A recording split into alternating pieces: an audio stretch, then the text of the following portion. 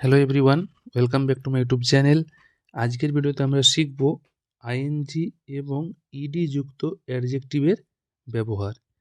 দেখো, ইডি থাকা মানে যে ভার্বের থার্ড ফর্ম হবে তা কিন্তু নয়। কোনো ভার্বের শেষে ইডি থাকলে সেটা কিন্তু অ্যাডজেক্টিভেরও কাজ করতে পারে। আবার কোনো ভার্বের শেষে যদি আইএনজি থাকে সেটাও কিন্তু অ্যাডজেক্টিভের কাজ করতে পারে। এখানে কিছু সেন্টেন্স দেওয়া আছে, দেখো। যেমন, he is interested, he is interesting. তাহলে এই দুটো সেন্টেন্সের মধ্যে পার্থক্য কী? একই রকমভাবে দেখো, হি ইজ এক্সাইটেড, এখানে ইজের পর ভার্বের থার্ড ফর্ম দেখতে পাচ্ছি আমরা। আবার দেখো, হি গট এক্সাইটেড, গট হচ্ছে কি ভার্বের সেকেন্ড ফর্ম, তারপরে আবার কি দেখতে পাচ্ছ তোমরা? ভার্বের থার্ড ফর্ম। তাহলে এই দুটোর মধ্যে কি পার্থক্য? এবং এটা দেখো, আই অ্যাম কল্ড, মানে অ্যাম এর পর ভার্বের থার্ড ফর্ম। আবার আই অ্যাম শকড, মানে এইখানেও কিন্তু অ্যামের পর ভার্বের থার্ড ফর্ম। তবুও কিন্তু এই দুটো সেন্টেন্সের মধ্যে পার্থক্য রয়েছে। তাহলে এদের মধ্যে কি কি পার্থক্য রয়েছে এবং আইএনজি এবং ইডি যুক্ত অ্যাডজেক্টিভকে কীভাবে সেন্টেন্সে ব্যবহার করতে হয় সেটা জানার জন্য তোমরা ভিডিওটা পুরো শেষ পর্যন্ত দেখতে থাকো। তাহলে প্রথম দুটো সেন্টেন্সের মধ্যে কি পার্থক্য আছে আমরা দেখে নিই। যেমন, হি ইজ ইন্টারেস্টেড, মানে সে আগ্রহী, টু লিসেন দ্য স্টোরি, মানে কি গল্প শুনতে। সেকেন্ড এক্সাম্পলটা দেখো, he is interesting because of his humour, মানে সে আকর্ষণীয় তার হাস্যরসিকতার জন্য। এখানে দেখো, ইন্টারেস্ট হচ্ছে একটি ভার্ব, তার শেষে ইডি থাকা সত্ত্বেও এটা কিন্তু এখানে ভার্বের থার্ড ফর্ম হিসেবে কাজ করছে না, বরং এখানে এই ইন্টারেস্টেড একটি অ্যাডজেক্টিভের কাজ করছে। তার কারণ আমরা জানি অ্যাডজেক্টিভ সবসময় কি নাউন বা প্রোনাউনের সম্পর্কে আমাদের কিছু ইনফরমেশন দেয়। তাহলে এখানে দেখো, হি হচ্ছে কি একটি প্রোনাউন, এবং এই হি এর ব্যাপারে কি বলা হচ্ছে? সে কীরকম না সে আগ্রহী। তাহলে এখানে হি এর ব্যাপারে বলা হচ্ছে, মানে প্রোনাউনের ব্যাপারে বলা হচ্ছে, সেই জন্য এখানে ইন্টারেস্টেড একটি অ্যাডজেক্টিভ। একই রকমভাবে এইখানে ইন্টারেস্টের সাথে আইএনজি যোগ হওয়া সত্ত্বেও কিন্তু এটা এখানে প্রেজেন্ট কন্টিনিউয়াস টেন্সে যে ভার্ব থাকে আইএনজি ভার্ব, তার মতো কিন্তু এখানে এটি কাজ করছে না। এই ইন্টারেস্টিংটাও হচ্ছে কি এখানে অ্যাডজেক্টিভ, কারণ এই ইন্টারেস্টিংটা এই হিয়ের ব্যাপারেই কিন্তু বলা হচ্ছে। তাহলে কখন আমরা এই ইডি যুক্ত অ্যাডজেক্টিভ ব্যবহার করব এবং কখন আইএনজি যুক্ত ব্যবহার করব? এখানে লেখা আছে দেখো, ইডি হচ্ছে কি আমাদের ইমোশান, মানে ইডি যুক্ত অ্যাডজেক্টিভ সবসময় সাবজেক্টের ইমোশান, মানে সাবজেক্টের ব্যাপারে বলে, যে সে আগ্রহী বা সে হতবাক, হি ইজ সারপ্রাইজড, মানে যার শেষে ইডি থাকবে সেই অ্যাডজেক্টিভগুলো কি হয় না সাবজেক্টের ইমোশান হয়। আর আইএনজি যুক্ত যে অ্যাডজেক্টিভ হয় সেগুলো কি আমাদেরকে ইমোশন দেয়। মানে এখানে দেখো, হি ইজ ইন্টারেস্টিং, মানে কি সে আকর্ষণীয়। সে আকর্ষণীয় কাদের কাছে? আমার কাছে বা তোমার কাছে। ঠিক আছে, তার মানে কি এই যে এই হি সাবজেক্ট কিন্তু এই আকর্ষণটা কি আমাদেরকে দিচ্ছে।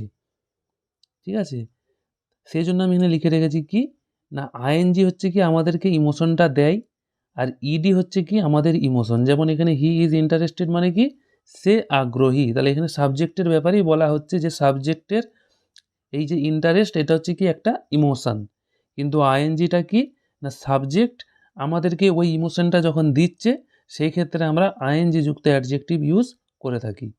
আর একটা সেন্টেন্স যদি বলা যায়, যেমন হি ইজ বোর্ড, তার মানে কি সে বোর হয়ে যাচ্ছে। ঠিক আছে, এটা কি সাবজেক্টের একটি অবস্থা, এটা কি একটা সাবজেক্টের ইমোশন। কিন্তু আমি যদি বলি হি ইজ বোরিং, তার মানে সে আমাদের কাছে বোরিং, মানে সে আমাদেরকে যে বোরিংয়ের যে ফিল সেটা আমাদেরকে দিচ্ছে, মানে ইমোশনটা দিচ্ছে, সেই জন্য আমরা আইএনজি অ্যাডজেক্টিভ ইউজ করছি।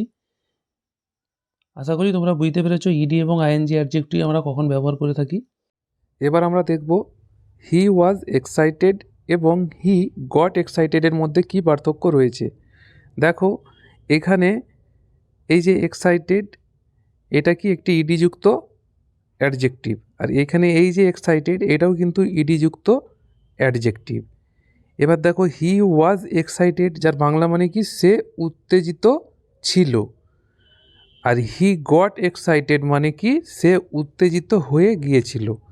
আমরা জানি গট মানে কি হয়ে যাওয়া, এখানে যেহেতু আমি ওয়াজ ইউজ করেছি সেই জন্য আমি কি বলছি, সে উত্তেজিত ছিল।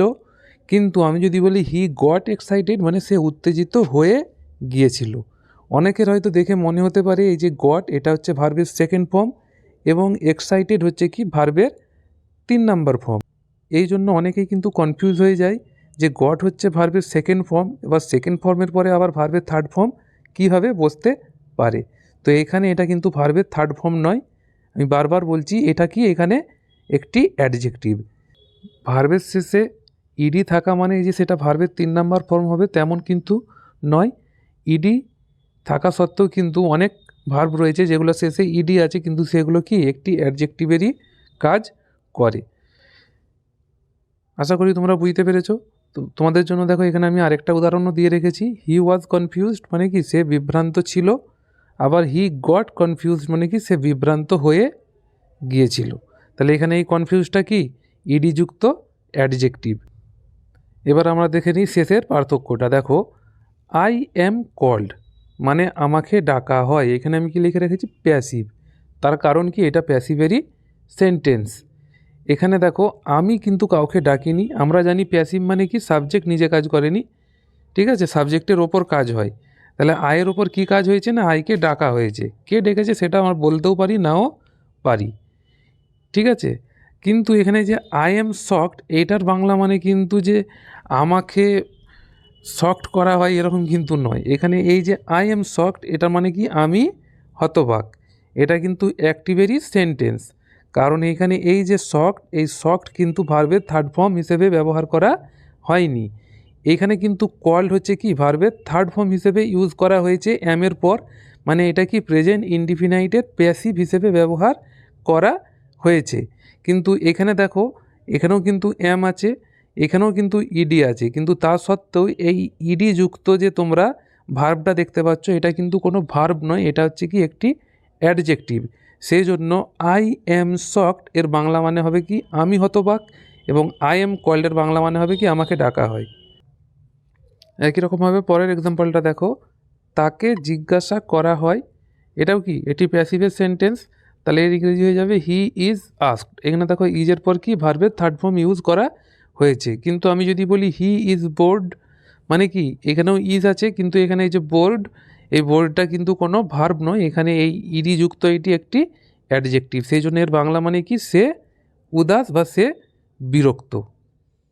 তাহলে তোমরা বুঝতে পারছো যে এম ইজ আর এর পরে ইডি থাকা মানেই ভার্বের শেষে সেটা যে ভার্বের কাজ করবে তা কিন্তু নয়, সেটা কখনো কখনো অ্যাডজেক্টিভও হতে পারে। আশা করি তোমরা বুঝতে পেরেছো ইডি এবং আইএনজি যুক্ত অ্যাডজেক্টিভ কিভাবে বাক্যে ব্যবহার হয়ে থাকে।